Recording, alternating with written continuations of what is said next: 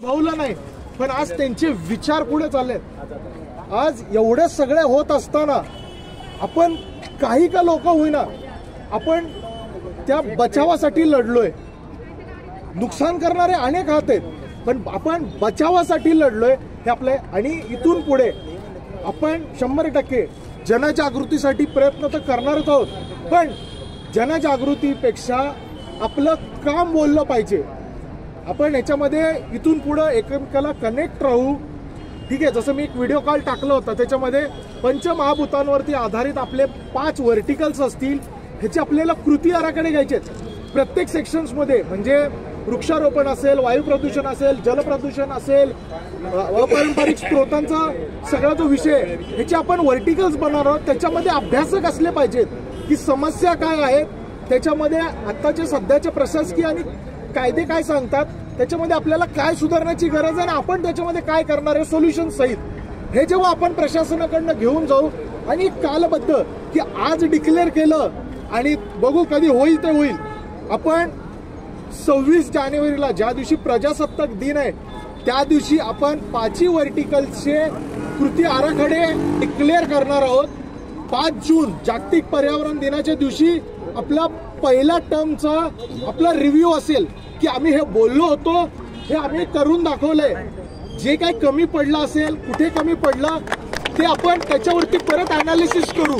ठीक आहे, आणि पुढच्या 1 जानेवारी 2025ला आम्ही वर्षभर एकत्रित मिळून काय केलं, कसं केलं, काय काय होतं। जसं आज देशामध्ये स्वच्छतेच्या बाबत एक इंदोर पॅटर्न फॉलो केला जातो, तसं फक्त भारतातच नाही जगासाठी पिंपरी चिंचवडचा पर्यावरण पॅटर्न गेला पाहिजे। आणि पिंपरी चिंचवडची ओळख हे जगातलं पहिलं कार्बन न्यूट्रल इंडस्ट्रियल हब आपल्याला बनवायचंय। इथं राहणाऱ्या प्रत्येक व्यक्तीला एक अभिमान वाटला पाहिजे की मी या शहराचा नागरिक आहे।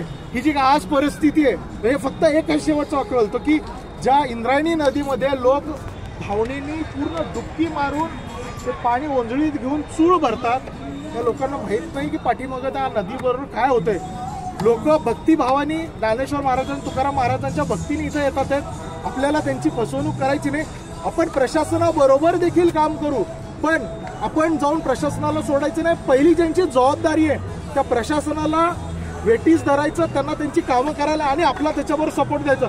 एवढं सांगतो, दोन्ही संतांना नमन करून येत्या आषाढी एकादशीला आपण इंद्रायणीचं पवित्र पाणी पांडुरंगापर्यंत पोहोचूया, एवढी आज इथं शपथ घेऊया। धन्यवाद। जय हरी। या ठिकाणी एवढं सांगू इच्छितो, कारण कालच्याला मुंबईवरून एक वकील आले होते। या ठिकाणी ते आले, फक्त पाणी हातात घेतलं, पण ते रडले अक्षरशः। आणि त्यांनी मला एवढंच सांगितलं, साहेब या ठिकाणी कोण काम करणार आहे का?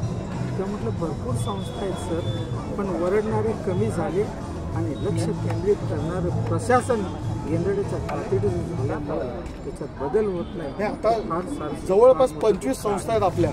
एक वेळेस जेव्हा 25 संस्थांच्या लेटर हेड्सवरती ईमेल जातील आणि प्रत्यक्ष लेटर जातील आणि कंटिन्युअस फॉलोअप, आणि मी म्हणतो प्रत्येकाने आपले जे काही कॉन्टॅक्ट्स आहेत, सामाजिक असतील, राजकीय असतील, आध्यात्मिक असतील, सगळे वापरा। आपल्याला हे सुधारायचे आणि ह्याच्यामध्ये सगळ्यांचा फायदा आहे, ह्याच्यामध्ये कुणाचंच नुकसान नाहीये। ठीक आहे, त्यामुळे आपण त्याच्यासाठी 100% प्रयत्न। पण आता सगळ्या संस्था इथे आहेत, 23 संस्थेचे प्रतिनिधी 25 संस्थेचे, त्यांना प्रत्येकांना रिक्वेस्ट करतो की त्यांनी त्यांच्या लेटर हेडवर आपण एक मायना तयार करणार आहोत। सिमिलर पॅटर्नचा मायना तुम्ही तुमच्या लेटरवर घ्यायचा, तुम्ही आम्हाला हँडओव्हर करा। आपण आयुक्त कार्यालयात प्रशासनाकडे